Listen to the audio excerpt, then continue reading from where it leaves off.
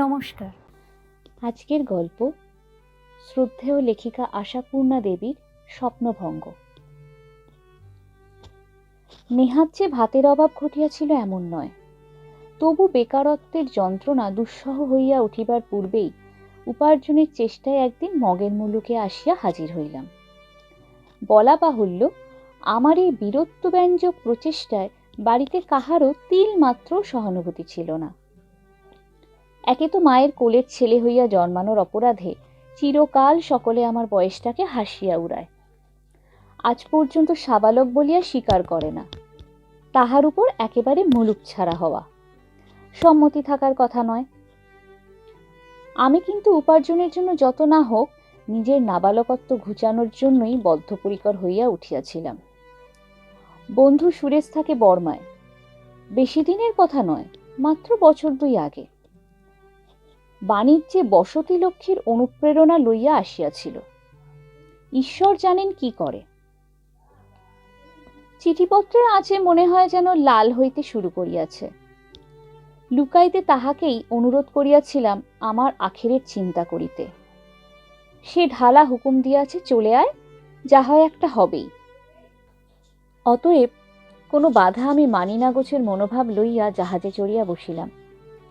মার অশ্রুসজল অভিযোগ, দাদাদের অভিমান ব্যঞ্জক গম্ভীর মুখ এবং বৌদিদিদের সস্নেহ অনুনয় অগ্রাহ্য করিয়াও অটল ছিলাম। টলিলাম জাহাজে উঠিয়া। প্রথমে মাথা টলিল, তাহার পর পা, অন্তঃপর সর্বাঙ্গ, এবং অঙ্গের সঙ্গে সঙ্গে অঙ্গাঙ্গীভাবে জড়িত যে হৃদয়, সেও রীতিমতো টলিতে লাগিল। প্রথমে ভাবিলাম কাজটা ভালো হইল কি, পরে ভাবিলাম কাজটা ভালো হয় নাই, শেষ পর্যন্ত ভাবিলাম কাজটা গর্হিত হইয়াছে। মিথ্যা বলিব না, ফেরত ডাকি ফিরিয়া আসিব, এমন সাধু সংকল্পের উদয় হইয়াছিল। তবে কথায় বলে জলে পড়া, সেই জলে পড়া অবস্থায় মনের ভাব যতদূর শোচনীয় হইয়া উঠিয়াছিল, ডাঙায় পা ফেলিতে তার অনেকটা গেল।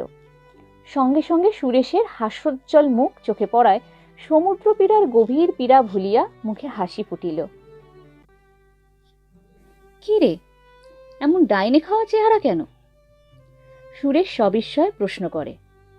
খুব বুঝি ভুগেছিস সি সিকনেসে? আর বলিস কেন, 5 দিন জোর নেই পেটে।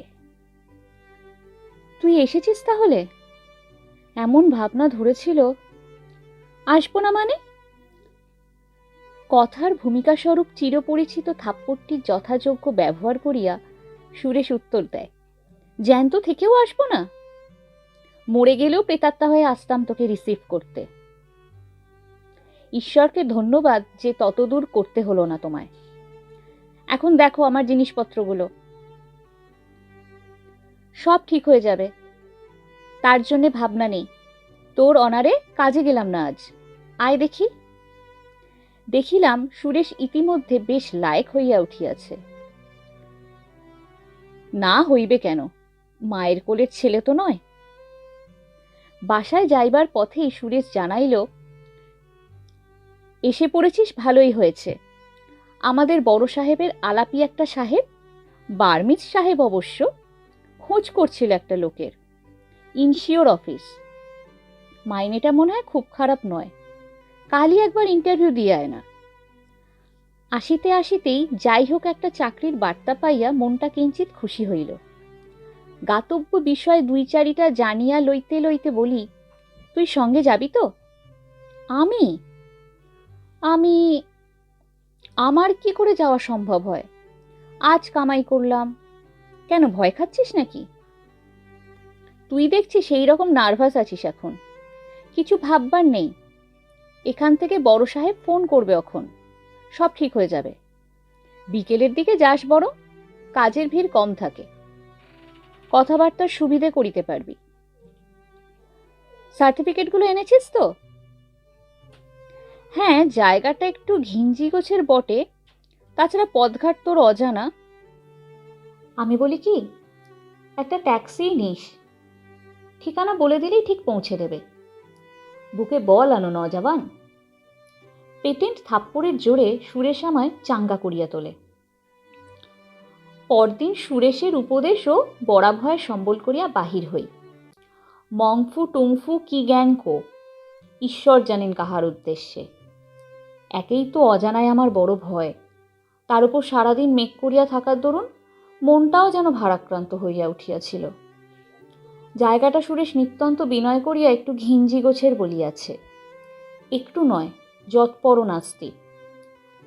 রাজরাস্তা বলিতে সরল একটা পথই নাই।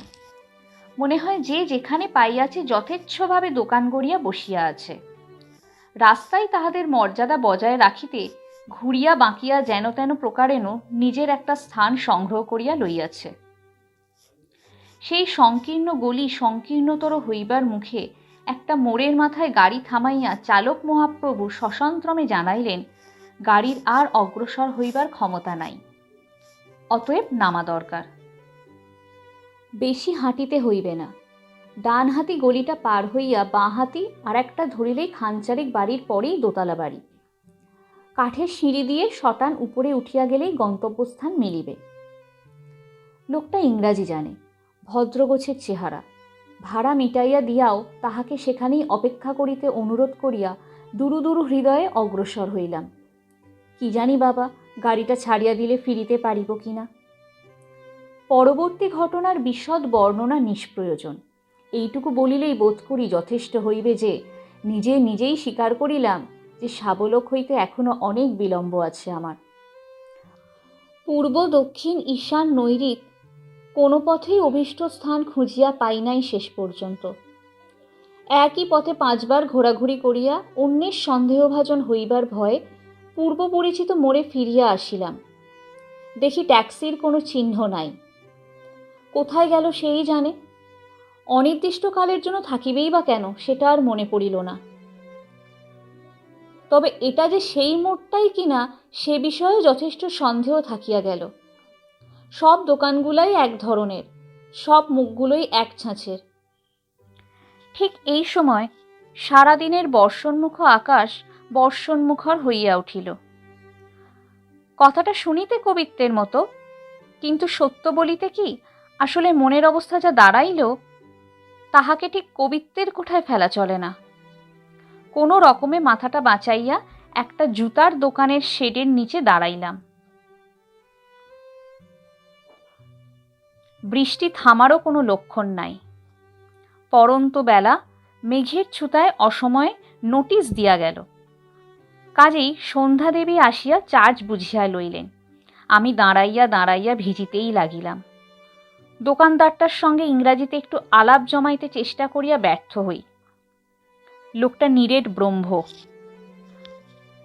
পাশেই একটা রুমালের দোকান হইতে, ওয়ালা নয়, ওয়ালি বোধ হয়, আমার দুরাবস্থায় দয়াপরবশ হইয়া ভিতরে গিয়া বসিতে অনুরোধ জানাইতেছিল।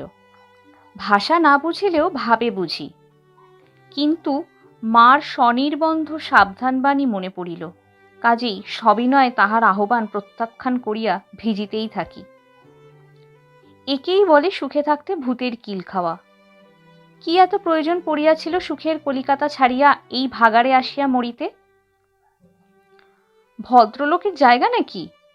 সুরেশ চিরকালে ডাকাবুকো, ওর এসব হতচ্ছাড়া জায়গা পোষায়। কিন্তু আমার? নমস্কার বাবা, আপাত দৃষ্টিতে এই জলে জলময় নোংরা ঘিঞ্জি পাড়াটাকেই সারা ব্রহ্মদেশের প্রতীক বলিয়া মনে হয়। গল্পটি ভালো লাগলে ভিডিওটি লাইক করুন ও নিজের প্রিয়জনদের সাথে ভিডিওটি শেয়ার করুন। এরকমই ভালো ভালো আরও গল্প শুনতে আমাদের চ্যানেলটি অবশ্যই সাবস্ক্রাইব করুন। নমস্কার। সবাই ভালো থাকবেন, সুস্থ থাকবেন, ভালো রাখবেন।